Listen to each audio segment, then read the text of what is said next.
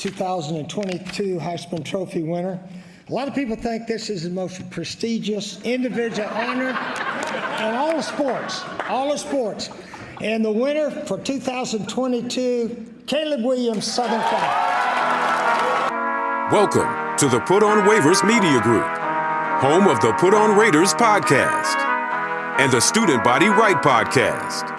This is your place for the best breakdowns and the best insight for those who fight on and bleed silver and black.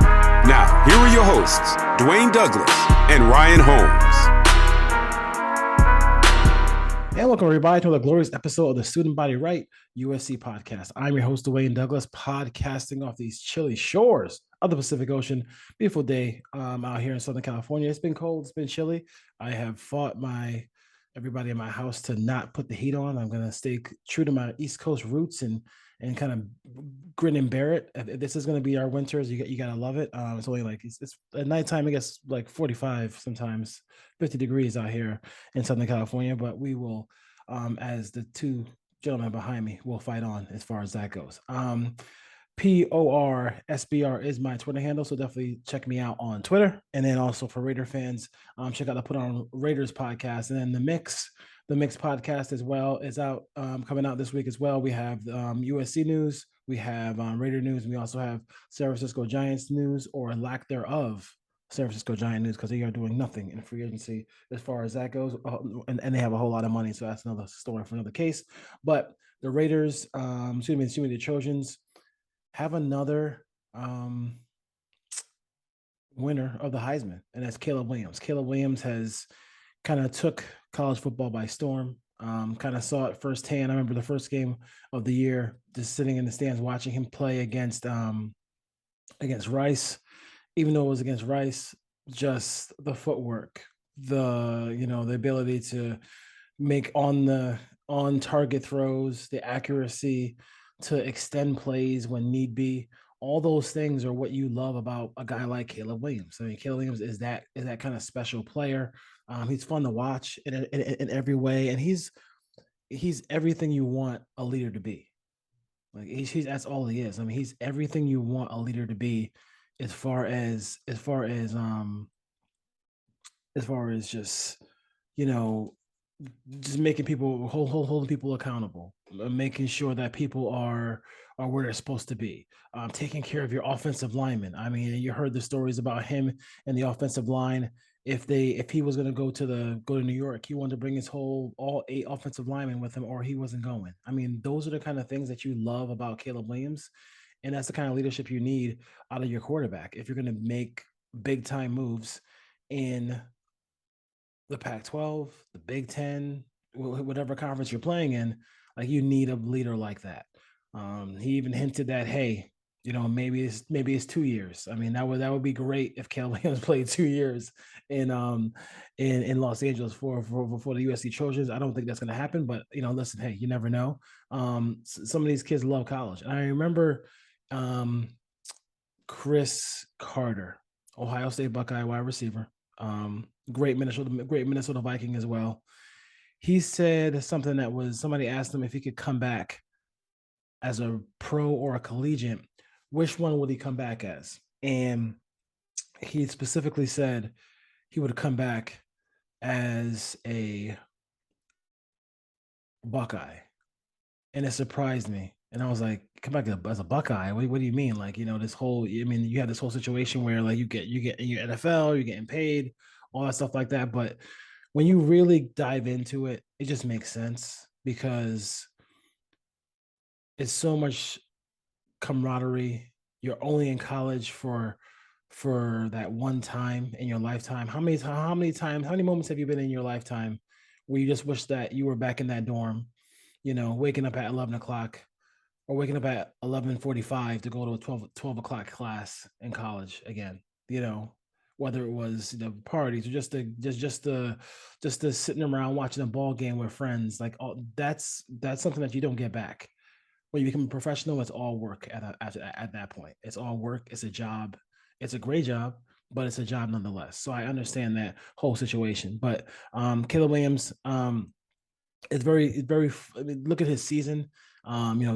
one game he struggled in against Oregon State, he still found a way to win that game.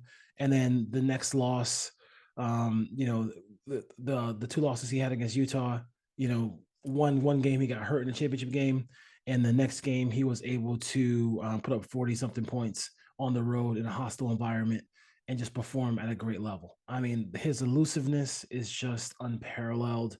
His ability to throw over the top, sidearm, all these things to get rid of the ball, different arm angles, all those things like that. That's what makes him special. I mean, he is really that special on the field and off the field with the Caleb Care stuff. He's great off the field as well. You saw, I mean, his that video he had with Yogi Roth, where he's watching the iPad and seeing all these people just thank him. I mean, he's a special person, special player, and he was the best player by far. I mean, I can go into why, some people shouldn't even been on that stage. I think he, Max Duggan, and the CJ Stroud should be there. But let's be honest. I mean, I'm not sure why the Georgia quarterback's there. I mean, he's not. I hate to tell Bulldog fans this, but he is not the best quarterback in Bulldog history. Like, he just happens to play on the best team. But it's about Caleb Williams and his abilities. I mean, his abilities to really connect with people. And I think when you hear him talk, he's very careful and calculated, and he understands what the position means in every way, as far as on the field, off the field. And I definitely appreciate his efforts this year. And he kind of helped bring USC back to the forefront. West Coast football is coming back, whether the East Coast likes it or not. You got to stay up and watch some of this football, because you got the passing leader of all college football in Michael Penix coming back to Washington. You have Deion Sanders coming out west to Colorado, making Colorado relevant, and they've already flipped a running back who was headed to Notre Dame, but now he's coming to Colorado. So when was the last time the Buffaloes beat out the Fighting Irish for anything? Anything, period. So, and then you have Caleb Williams and Lincoln Riley. I thought it was cool, like when he was talking to Lincoln Riley about unfinished business, all those things like that. You can see Lincoln Riley kind of tearing up, whatever, because I mean, it's a special thing to win a Heisman. It really is. It really is. So we'll see what happens in the future next year. Hopefully that hamstring injury is ready, so he can go battle Tulane in the Cotton Bowl. So that should be a good game. Tulane does have some quality players on that team, so there's not like a pushover for USC. So we'll see what happens there. Cotton Bowl, June 6th.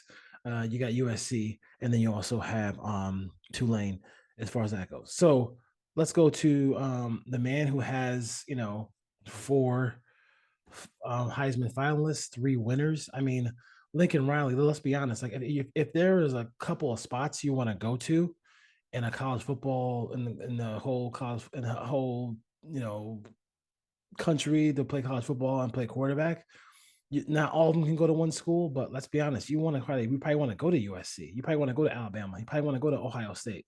To be on that short list of where the top quarterback should go, I mean, it's special. I mean, and that's what Lincoln Riley has built with USC. I mean, say what you want about, like, I think people kind of rag on some of this stuff because they say, hey, look at Baker Mayfield as a pro, look at Kyler Murray as a pro. They don't mention Jalen Hurts at all, but Jalen Hurts is 18-1 this year with the Eagles. They kind of skipped that one because they don't want to talk about that one.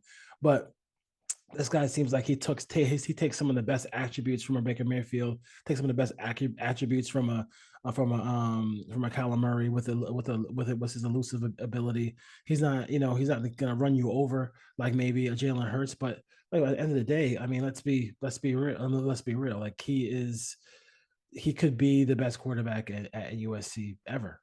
And it's a possibility. It's a possibility. If we're this year, next year, this time, we could be talking about that with Caleb Williams. But Lincoln Riley's done a great job as far as just kind of, this offense is just, he kind of caters it to the player. That's what makes it special. Like, all these quarterbacks have different abilities, and he kind of caters that offense to them. And I think the one thing that's amazing to me is, like, you look at the turnover numbers. Like, I understand college football is a little different than pro football, but at the end of the day, these quarterbacks in his system don't turn the ball over. and they're not sitting here like not um they're not sitting here and like not making high risk throws. They're making high risk throws. They're doing those things, and they're able to make um big time plays without turning the ball over, which is amazing, which is absolutely amazing as far as that goes. And I think what Lincoln Riley has done has been special. Now he has to kind of complement his offense with a competent defensive unit. After obviously looking hard and long at Alex Grinch, I just have to say, hopefully he can turn this around. He's turning his defenses around in other places. So I want to make sure we give him the proper due. It's hard because we know how the prospect of Jim Leonard is out there. So like people are going to be talking about that, but we'll see. We'll see if he's able to come to get his players. I mean, he needs to get some players. He needs to kind of change a little bit too. I didn't like how Thule in the championship game against Utah was dropping in coverage and standing over Dalton Kincaid. This is a guy who in Thule who led the nation in sacks. You got to have that guy rushing the passer. Cam Rising will throw you the football, will turn the ball over, and nothing helps quarterbacks turn the ball over like pressure, whether it's from the outside or up the middle. It's time for Reggie Bush and this whole situation to be done. Um, you know, you got everybody's getting NIL deals. Everybody's doing their thing as far as that goes. It's good for college football. I think it's good for these kids. They're making a lot of money for these schools, so there's no reason why for them not to get paid. And I really feel like it's time to give him back his Heisman. People need to get off their high horse and just give it to him. I mean, he deserves it. He put on a show. He was box office. He was, LeBron James breaking into the NBA. He was Jordan against the Bulls. He was all that stuff in college football. So you have to be able to give him his due. And whatever he did and whatever was done and whatever investigation they tried to make of him, let's be honest, like all that stuff is legal now. So whether you're against NIL or you're not against NIL, whether you're for it or against it, like you need to acknowledge that Reggie Bush is one of the, I mean, let's be honest, one of the top 10. I mean, I'll say it. And not just say it because of the USC podcast. He's one of the top 10 college football players in history.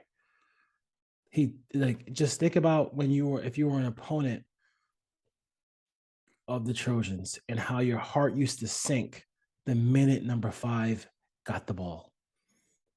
That's how you know a guy is special. Like this channel is a Raider channel as well. And every time Patrick Mahomes has the football, like I almost want to close my eyes because something special is going to happen. Yeah. Reggie Bush was just amazing. And I can go on and on about the accolades and the play of Reggie Bush. But he was just one of the best of all time. And it's time to recognize that and stop playing games and just give him his Heisman. I'm not going to go into the details of all that stuff, but like, it's just right now, especially with NIL. And you got punters getting NIL deals now. I mean, it's time to give Reggie back, give Reggie back his hardware and stop being ridiculous as far as that goes. So talked about Caleb, talked about Reggie Bush, talked about Lincoln Riley. I didn't have a podcast after the Pac-12 championship game, so let me just run down that real quick. I think a lot of things happened in that game that kind of got away. And I think the defense, it's, to play good defense, you got to play less defense. When you don't have a good defense, you have to do those things. I thought the USC defense in the first half kind of, in a lot of ways, had the formula to go ahead and beat Utah. And, at 17-3, they just couldn't take control of that game. Kind of similar to the game at Utah where they had 3 or 4 possessions up by 2 scores and couldn't put the nail in the coffin for the third score. And I think even if they go in the halftime up 20-3, they probably go ahead and win that game because then you can unleash that pass rush. It's going to take Utah time to score. But you missed 25 tackles in the game defensively. That's just bad football. I mean, there's no other way to do it. I don't know how. I think as much as I want to blame Al Grinch, as much as I want to blame all these other factions with the Trojans for that loss, it just seemed like to me like just wrapping up the tackling. I mean, just tackling. I don't understand how they weren't able to tackle. I think a couple of things happened that week that kind of hurt. I think you had a UCLA game, one rivalry game. I think you had Notre Dame, another rivalry game. Both of those games were hard fought, physical football games. And then you play Utah.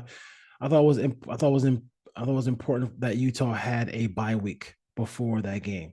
I mean, they played the Colorado Buffaloes. That was a bye week. They got up big.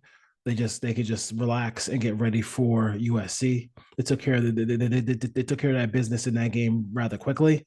So I do give them credit for that. Um, and I think it was tough for you. I think it was tough on a short week to kind of gear up and do it again for USC. Don't know why that game was on a short week. You got to ask Kolikoff, whatever his name is, the Pac-12 um, commissioner, why that game was that way, but it was that way. So, yeah, I mean, it was a tough game. I thought Caleb was valiant in his comeback efforts. I thought there were moments in that game where I felt like if he just realized, if to go back at it and look at it, if he could have just,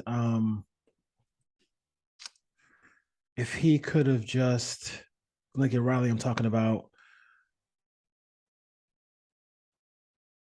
just sit back and slowed everything down just a little bit. They had that, they're up 17-13 at the half.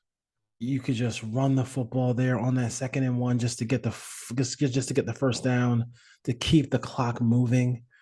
That would have been great. I thought on special teams, it was really in that last drive before the half when Utah scored to make it 17-10.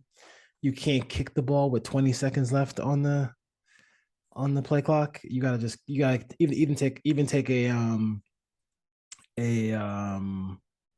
delay a game there, so you're not in that position. You can't kick the ball with it. I mean, that's just being, you gotta do that. And I think sometimes it's hard to be a play caller and then be the game manager and all that stuff like that too as well. So that's something to think about as well. I mean, maybe you need a strong assistant coach to kind of help you through those moments, because he is such a great play caller that I feel like that's something that it's hard to do when you're, to manage the game and call the plays and things like that. So it's tough. It's tough. We'll see what happens as far as that goes, going in the future. I think there was definitely some time management things this year. Definitely some game management things that Lincoln Riley can work on. And then that feel for the game where, like, I think they kind of slowed. You could see in the Notre Dame game they kind of slowed the pace down. I think against Utah they kind of slowed the pace down at that moment in that game to realize that that was the game. I mean, that was that moment of the middle eight was. I think they lost the middle eight by 7. It was 7-0. That was huge because if they just kick a Lynch field goal there to go up 20-3. I mean, that game is. I'm telling you, that game's done. That game's done, and they weren't able to do that. And I thought also they didn't handle the blitz well. If they're going to blitz like that, you got to get the middle of the field was wide open. I saw the all 22 of that game. The people, I mean, like, they had opportunities, and they weren't able to take advantage of it. They kind of held the ball a little bit longer to get the deep shots down the field. That's where Caleb Williams got hit and beat up a little bit too as well too. So tough game to watch. This has been, in a lot of ways, their conference, Utah, last couple of years. So that game, the Utah game in next year, is going to be at USC. Last time USC plays Utah for probably a while. After they or if ever, when they go to the Big 12 or the Big 10 the following year. So we'll see what happens as far as that goes. But yeah, I just thought good performance. Give Utah a lot of credit. They blitzed like crazy. They said if we're gonna lose to USC, we're not gonna lose it by being passive. We're not gonna play coverage. We're just gonna blitz the hell out of them. And I think there was a lot of missed opportunities because there just was. I mean, there were just, if you just got rid of the ball quick, they they, their third corner is not handling Brandon Rice, and their third corner is not handling Taj Washington. Their third and fourth corner are not going to handle even Michael Jackson the third. Like you mean, like so like they had opportunities to do those things. Maybe could have got Kyle Ford involved. Maybe had some bubble screens to the outside instead of the inside because they were doing bubble screens to the inside, which was going right into the area where they were blitzing. As far as that goes, but you lose some offensive linemen in that game. That was tough. Caleb Williams gets gets a hurt hamstring, but you're still down 3 late in that ball game. But the defense just could not put pieces together. We can only hope that Alex Grinch can do a better job of that in the future. Transfer portal. So transfer portal is going to be a big topic coming up here in college football here. So this little first window here. USC has had Jamal Muhammad from Georgia State has come over. If you go to on3.com, they have his NIL deal as well as 17K, also 25K for Edward. I can't say his last name. He is a kicker. He's a player. I think he's a. I believe he is a punter. So from Arizona State. So I'm gonna go Zapley for his last name, but I can't say his last name. But so a kicking game is something I talk about all the time with USC. Not being able to do those kind of things, and in the kicking game, they need to have a solid kicking game. They don't punt often, but when they do, you don't want Caleb Williams to be your best punter, so you have to be able to have big time punting, and he was a really good punter. So we'll see if Jamal Muhammad can make an impact at linebacker, and see if the punting game gets better as well. Let's see here. Kobe Pepe went to is going to go from USC to we don't know yet. Jake Smith, the same thing. He is not undecided on where he's going to go. And I think Raylan Goforth, he's leaving USC or enter the portal. So you have him. Going to the portal, and then you have Xavier Alford is going to the portal as well. So some people are making decisions to go. Looks like that was last year, but yeah, look, players are making their decisions to go to the portal. We'll see what we know what they need in the portal. I mean, we know what they need. I mean, I think they must have designs on getting some linebacking help because when you look at the situation there. Think about it for a second. They are Raylan Goforth, who is a 3-star solid player, not a great big time player. But the fact that a linebacker is leaving USC when that's kind of saying something that they have something. They must have something planned because they don't really have great linebackers right now. So I mean, Gentry's coming back, so you have him. He has to put some weight on. He put some weight on with that frame. I think he could be even better. Hopefully, he can stay healthy next year because I think part of his missed tackling is part of his play towards the end was the fact that he just missed a lot of tackles. He missed a lot of time. So on the field, and he wasn't healthy. He gave everything he had, but he just wasn't healthy. But I think Goforth leaving a guy who could be a starter on this defense says a lot. It says a whole lot. It says a lot. The fact that he's doing that. So tough situation there as far as that goes. But they have to get better defensively. I mean, that's the key. I mean, they need to usually Alex Grinch's defense makes a jump from year to year. And they just have to make that jump. They're gonna have to make the jump because the schedule is not as forgiving as it was this year. They do have some really tough games this year. I believe they play Washington next year. I believe if I can go through here, I think they play Washington next year. They play the Ducks. They play the Ducks next year.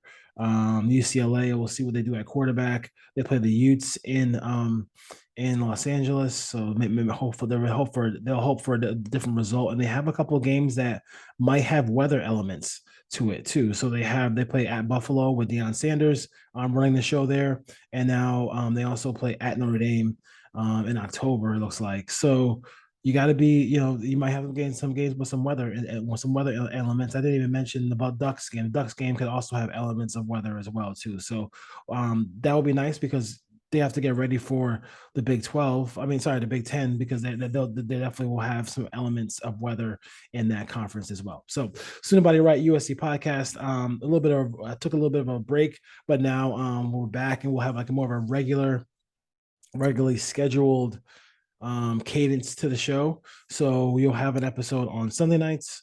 On Sundays, you have you have another one on Thursdays as well. So a couple of shows a week to get you through the transfer portal, get you through this upcoming game against Tulane. Hopefully we get somebody on from Tulane to kind of talk about that game and help you preview the Cotton Bowl, if you will, on January 6th. So see you next time. And as always, Trojan fans, fight on.